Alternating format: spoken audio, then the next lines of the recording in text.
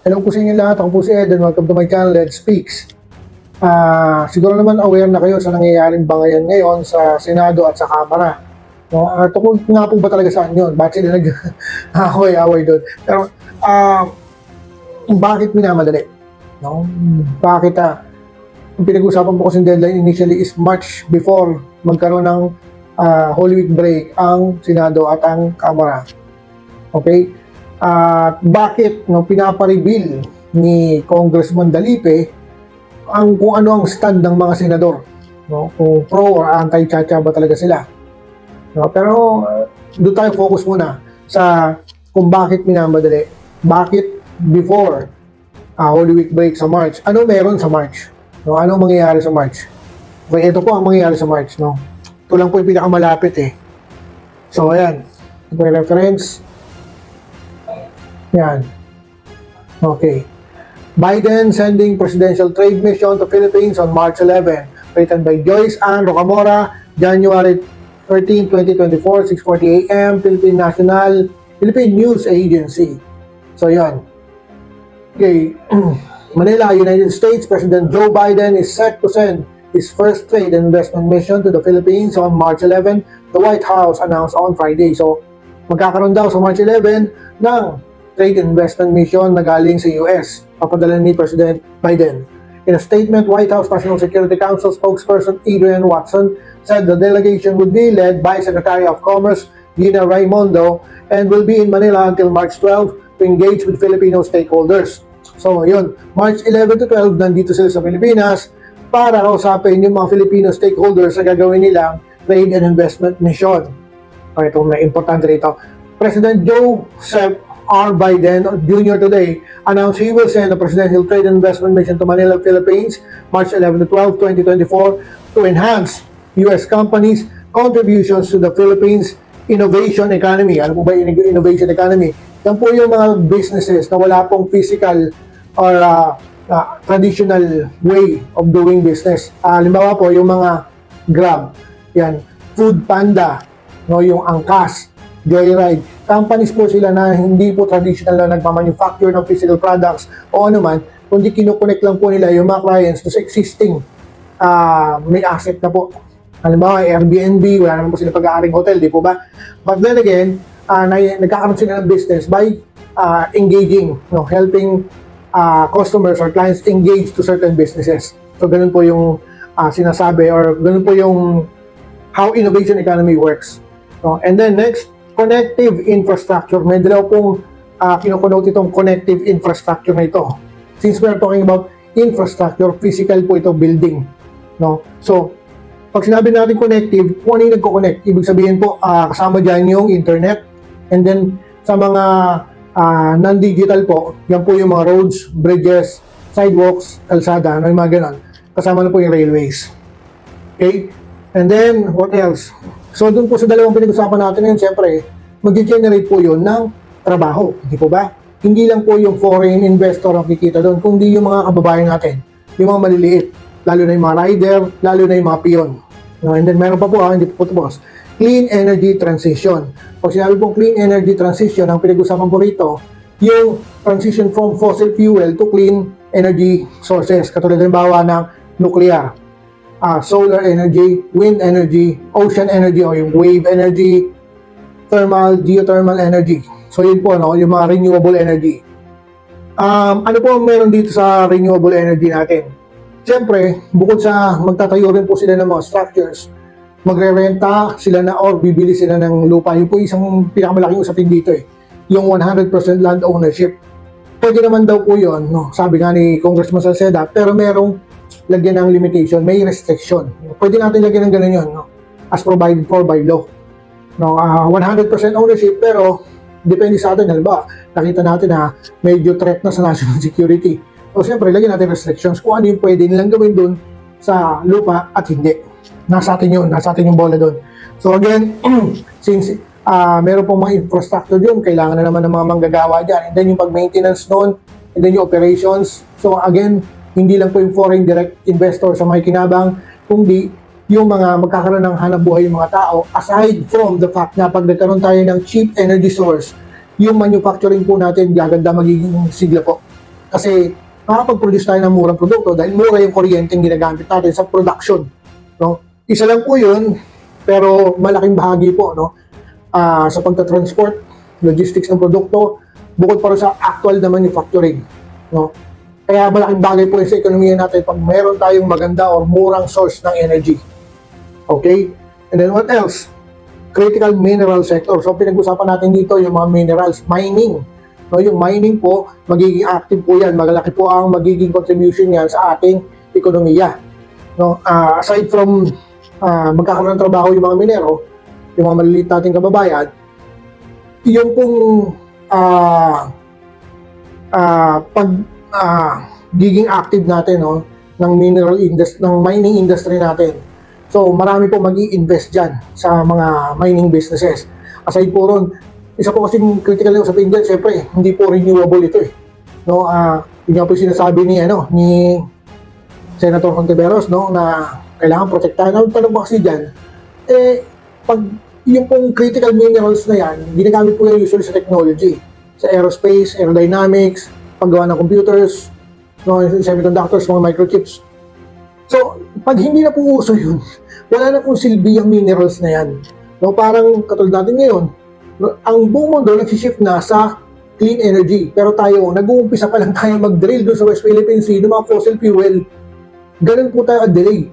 No, at saka yun nga po, no, yung sa energy natin, hindi dapat ganun eh. Kasi nagkakaroon na tayo ng transfer. Nagkakaroon na po ng transition yung buong mundo. Hindi lang sa Asia Pacific region tayo nahuhuli, buong mundo tayo nahuhuli. Okay, then ano po? Food security for its people. Siyempre, mag-i-invest po yung mga foreigners sa pagkain. No?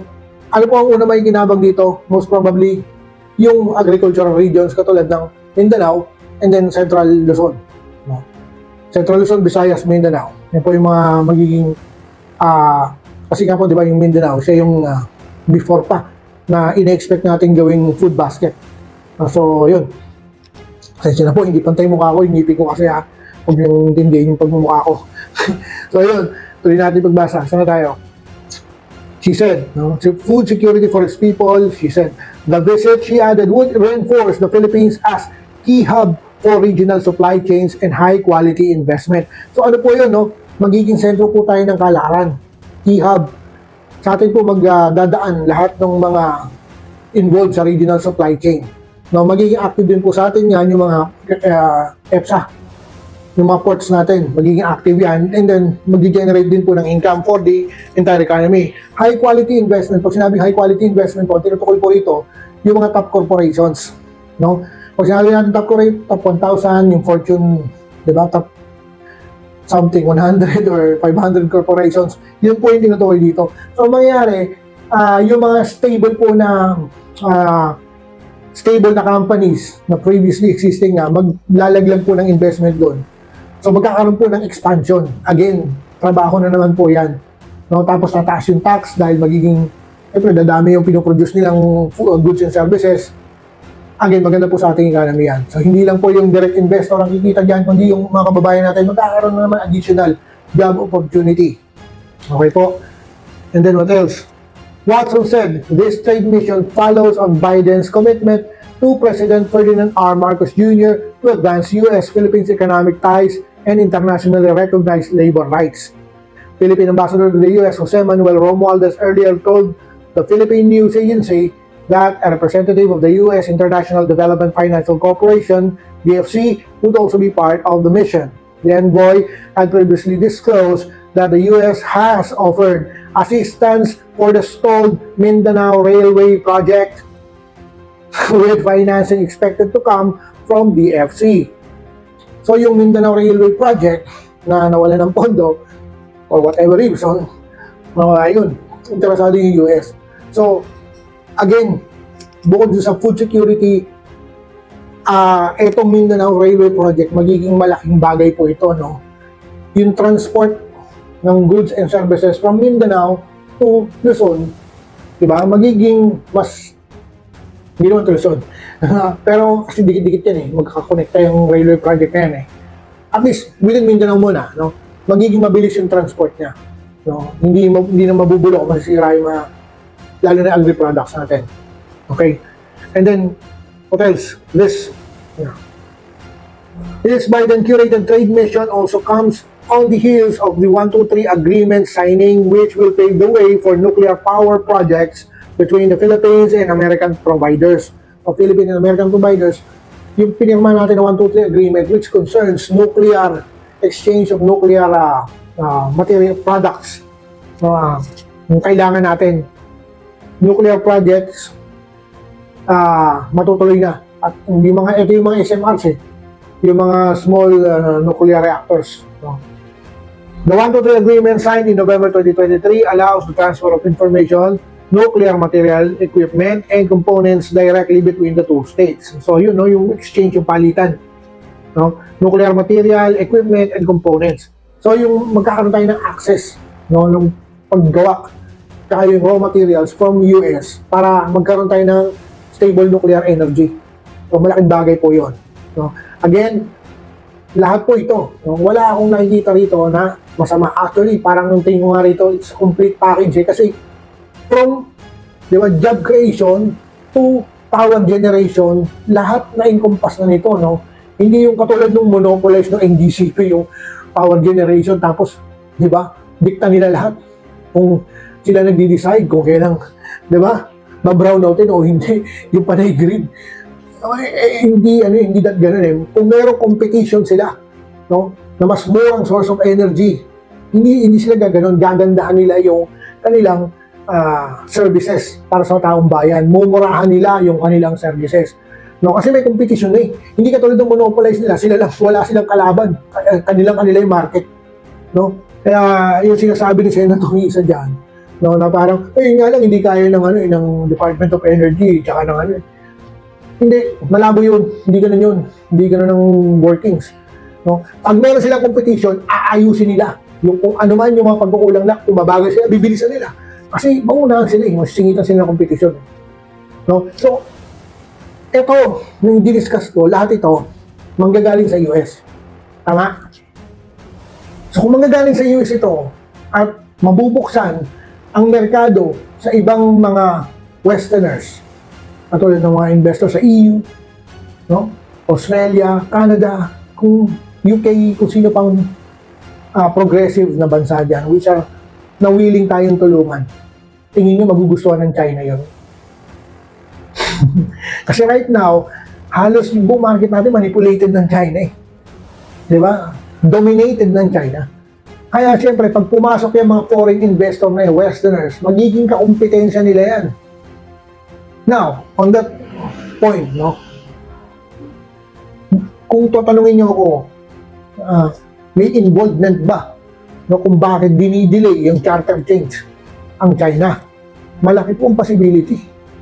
Kasi sa mga senador natin, kasi nga sila yung nagiging cause of delay. Cause of delay, kamatayan ng charter change. Ngayon nga po yung sinabi ni Congressman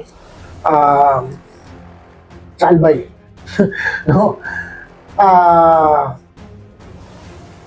Hindi dapat hindi dapat ganoon kasi hindi natin alam yung mga senador kung sino sa kanila yung mga may business interest na nakalink sa China. Hindi natin alam yun, kaya baka mamaya nga Okay, para magkaroon ng basis na sinasabi natin, panoorin po muna natin ito. This is my challenge now to all senators. Why don't you, 24, come out in the open? Sino ba yung pabor to amend the Constitution, to update the 37-year-old Constitution? Sino yung mga kontra? Para by 2025, this is my challenge to the senators. Come out in the open, wag po tayong magtago. Amid tensions between the two chambers of Congress, the lawmaker expressed satisfaction because charter change has been debated and discussed after several decades. Meanwhile, House solids believe the Senate can pass the resolution of both Houses number 6, which seeks to amend some of the economic provisions of the 1987 Constitution if they desire. This comes after Senator Sani Angara, chairperson of the Senate Subcommittee on Amendments and Revision of Code, stated that debates on RBH number 6 may conclude in October 2024. Legislators are eager to pass the bill urgently because they will be preoccupied with preparations for the 2025 midterm elections starting in October. Alam niyo po, ang katotohanan is kung iyan ay pag-uusapan pa lang natin starting October, ang deliberations, it's like literally killing this bill unless of course that is the real intent. For 37 years, hindi matuloy-tuloy because, let's face it, ito na nga nangyayari. Everybody sees that all proposals to update the 1987 Constitution namamatay po sa Senate. Senate President Juan Miguel Zubiri on Monday, February 5, stated that the Senate will not be pressured by deadlines for the passage of RBH number 6. China-challenge ni Congressman Dalipe yung mga senador. I-reveal nyo. Ano ba kayo? Pro-charter change o anti-charter change? No? Kasi po ako sa pananaw ko, no? Halos lahat yan puro anti. Ano po? Kasi tingnan nyo ang point na kaya pinare-reveal ni Congressman Dalipe yan. Kung lahat sila halos charter change ay anti-chacha, ano yung point na ginagawa nila yan? Bakit pa? Nagsasayang po sila ng pera ng taong bayan. Ganon din ang oras. No? Tingin ko po kasi nagde-delaying tactics lang sila. No? Katulad nga niya, sabi nga, di ba? Kung meron silang will, no? Kasi ang usapan nila by end of March, no, yung before Holy Week break, na sinabi ni SP Mig Zubiri na biglang na, di ba, nung si Senator Sani Angara na, sabi niya by October na daw, no? And then yun nga kinontra nga ni Congresswoman Geraldine Roman. Sabi niya, ay pag October pa natin pag-usapan niya, too late na. Bakit? Kasi busy na nga naman sila, no, sa kampanyahan para sa 2025 election. Hindi pag sinabay mo pa, pwedeng sabay plebisito, pero ang gulo na nun. Masyadong burden na yun para sa COMELEC. Ganun din para sa mga botante. Kasi pag-iisipan nila, yes or no, pag-iisipan pa nila kung sino yung mga senador, ang labo, mapupoliticize masyado. No? So kaya, bago, no, Marso, no, yun yung isa sa mga hinahabol natin dito, no? Yung pagkakaroon nila ng commitment na before the Holy Week break, matapos para ay paano, di ba, makita ng mga investors, ng potential investors na there are changes, no, malaman nila kung ano yung possibility, yung mga posibilidad na magbabago sa batas, no, para maingganyo sila. Siyempre parang ganito yan bakit nagpupunta sa Vietnam? Kasi sa Vietnam open ang economy nila talaga, no, hindi katulad dito sa atin, ang daming economic restrictions, no, kaya nga pinababago yun ang stand po ni Pangulong Bongbong Marcos. Ganon din ni Speaker Martin Romualdez at ng ating mga district representatives. Sa Senado lang talaga nagkakaiba. So parang ang lumalabas po ngayon, nagkakaroon ng tubibo, paikutan, ending papatayin din yung charter change. No? Parang yung Senado pa ngayon na nagiging dahilan kung bakit naghihirap, no? Kung bakit ayaw pumasok mga direct investor sa bansa natin. Na sana magiging kapaki-pakinabang, magkakaroon ng maraming hanap buhay. Diba, maraming negosyo, magiging masigla ang ating ekonomiya. Kaso hindi nga ganoon pinapatay nga ng Senado No, kaya nga sabi ni, nakalimutan ko na naman. Ito, panoorin na lang natin. Can we achieve an economic chacha without the Senate and House quarreling forever? No, at this point in time, given the 358 attempts by the House to reach out to the Senate to have a systematic and orderly amendment of the economic provisions of the Constitution have failed and failed miserably. So the House has seen that going directly to the people is the only way to go. But if the Senate so minded of approving the 7-point RBH 2 by Speaker Velasco, then I think yung lahat ng pagod namin, yung lahat ng sakripisyo, yung lahat ng mga sinabi niya sa amin masasama, it's worth it. We will declare victory if the Senate really, kung ipapasa po nila, and immediately the House in split second, we will concur with the 7-point economic chart, 7-point economic amendment. Pero bakit why stick to Velasco Regional Bill Nandun kasi yung 7 na economic? Kasi nung mag-fail yun, si Speaker. Romualdez. Romualdez tried the Concon. Yung kasi Constituent Wala Assembly. rin, dead on the water. Oh. Sa namin ng dead on the water, I think the Senate is cemetery for charter change. Congressman Salceda. Okay? After 258 attempts, lahat yun, namatay lang, tinulugan lang, inupuan lang ng Senado. No, kaya nga graveyard ng charter change ang Senado.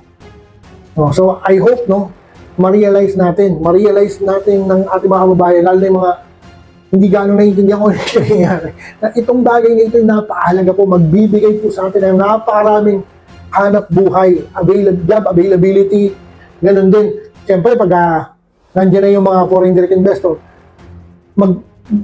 papataasan ng bid yan, no? Kasi para makuha nila yung mga labor, yung mga manggagawa. No? Kasi parang gano'n, nagkakaroon ng competition eh. Diba? So, yun, no? Kung susuriin natin, yung nagkaroon po kasi ng survey na kung ano yung mga nagiging alalahanin ng mga Pilipino. No? 1% lang sa mga Pilipino nag-iisip tungkol sa charter change. Whereas, yung charter change po ang solusyon sa lahat ng kanilang ibang alalahanin. Katulad halimbawa, tawag dito, yung pagtaas ng presyo ng bilihin, inflation. Masasagot po ng charter change, yung mabilis na pagtaas ng bilihin, mapapababa po niya. Paano? Tandaan po natin, kaya tumataas po ang presyo ng bilihin dahil po yan sa presyo ng crudo, karaniwan. Crudo, petrolyo, ang gatong coal. No? Pag mataas po yung presyo ng mga yan, yung coal, petroleum products, tumataas po automatic ang presyo ng bilihin. No? Ngayon, kung magkakaroon tayo rito sa atin ng murang energy source, no? Siyempre automatic yung magkakaroon ng effect yan. Di ba? Bababa ang presyo ng bilihin natin. No? So yun yung sagot yun yung unang sagot. Di ba? Electricity, kuryente. No? Then dahil susunod na yan, siyempre, yung pagtatransport yan, logistic ng produkto, bababa rin yung langis. Kaya nga tayo ngayon, di ba? From combustion engine, nagtatransform na tayo, lilipat na tayo to electric motors. Di ba? Electric vehicle na yung padating sa ating future. Bakit? Kasi po, binubura natin unang-una sa lahat yung carbon footprints natin. No? For the environment, pangalawa, mas murang energy source yung kuryente. Lalo kung meron kang nuclear. So, yun po yung direction natin. Kaya, kung inflation lang ang problema, at yung energy source, yung power generation po ang problema, sigurado ako masasolusyonan yan. No po? And then, what else? Yung job security. No? Yung pagkakaroon ng trabaho. Siyempre, pagdating nga yan, mga investor, siyempre, dadami yung business, mag-expand yung existing business, di dadami yung job opportunity. No? Tapos yung food security. Yan, sila yung sa mga isipin. Food security, siyempre, katulad yun, sa presyo ng bigas, yun yung unang-unang inaano natin. Kasi yung presyo ng bigas, ini-import natin eh. Import dependent tayo eh. Ngayon, pagka meron na tayo nito, mga food, mga direct investors, mga FDIs, concerning food, katulad ng ginagawa ni Sir Dante Ang, no? Tama ba, Dante Ang? Gumawa siya ng parang poultry na ready to eat naman yung kanyang product. So, hindi niya kalaban dito yung mga fresh poultry business, kundi manufactured na yung kanya finished product na So, yung mga ganun, no? Yung mas marami ka kasing supply sa market ng product mo, bababa yung presyo niyan. Natural yun. Mas maraming nagko-compete sa market, bababa rin yung presyo niyan. So, yung food security mo, mas susolusyonan na yan. Then what else? Yung overall poverty. Yung overall poverty, mapapababa natin yan sa magitan ng mga government services. Di ba? May libre kang hospitalization, may kung ano man yung benefits mo, di ba? Pag maraming masiglang economy mo, marami kang businesses, mataas yung tax collection mo, and then maraming government services na may provide para yung kahirapan, yung poverty, ma-alleviate. Okay? So, ganun po yun. So, pero strange na, no? Nakapakabalin to na yung 1% lang yung nag-iisip tungkol dun sa actual na solusyon para masolusyonan yung ibang nagbibigay sa atin ng alalahanin. No? So, yun. So, at least, sana may natutunan kayo. No? Sana may natutunan kayo rito sa vlog ko na to Wala lang kasi talagang pumupuro kaya pinuruhan ko na eh. Okay, pero hindi pa pala tapos, sorry May kinalaman ba rito yung Mindanao? Separation ng Mindanao? Tingin ko po, yes. No? So ngayon, na-establish naman natin, di ba, yung ayaw ng China na magkaroon ng economic freedom, no, ng pagtaas, pag-unlad. Kasi magkakaroon sila ng kompetisyon. Number one, sa economic. Pangalawa, sa China, mabubulilyaso yung kanilang, di ba, yung idea nila na isakupin yung West Philippine Sea, yung buong South China Sea, yung 10 line nila. So, hindi nila magagawa yon. Kasi, siyempre, pag matatag ekonomiya natin, nandiyan na nga yung mga submarines. Di ba? Bibili tayong submarines. Hindi, meron pa akong nabasa, hindi ko alam kung totoo, hindi ko verified kung magkakaroon tayo ng aircraft carrier from UK. So, siyempre, lahat ng mga bagay na yan, kailangan yan maintenance kung mag-upgrade tayo ng military. So, yun, dalawang bagay yun, no? Economic at military presence sa Asia-Pacific region. No? So, makakounter natin yung China. Hindi na nila tayo bubuli-bulihin. No? Kasi magiging middle power na tayo. Ngayon talagang, pag sinaktan nila tayo, sasaktan din natin sila. Parang ganun. No? So, yun. Ngayon, itong separation sa Mindanao. Ano po yung purpose niyan? Bakit yan? Nagkakaroon ng mga talks ng destabilization. Yan. Yan po ay strategy para ma-turn off yung mga potential investor. No? Nagpo-project sila ng isang magulong atmosphere para yung mga mamumuhunan, ayaw na dyan, gulo-gulo nyo. No? Yun. On that particular aspect. No? Pero hindi ko na i-elaborate. No? Yun lang muna sabihin ko. Separate vlog ko na yun, yung pagsiseparate ng Digong na Mindanao, yung attempt niya. Separate vlog ko na yan. So, yun lang po, no? Sana may natutunan kayo kahit konti, may na-realize kayo, no? Itong talagang Senado natin, chinuchubibo na tayo, eh. Ano po, alam naman nila, eh, di ba? Alam nila yan kung may mangyayari pa o wala na. Alam nila kung ano stand nila, pro ba sila o anti-chacha. No, kasi kung right from the start, anti-chacha na sila at majority sila anti-chacha, di wala na, sunog na yan. Di ba? Wala na naman mangyayari. So, ngayon. Okay, hindi na po ako mahihiya sa inyo, no? Please do like, share. Share niyo po ng video, no? Then subscribe. And then, kung gusto niyo pong tumulong, sumuporta, pang since hindi pa naman po ako monetize, pang kuryente, pang dagdag ng bayad sa internet. Yun lang po. No? So, i-appreciate ko po ng malaki yun. So, maraming salamat po sa inyo. Magandang gabi po. Paalam. Bye. Ingat po.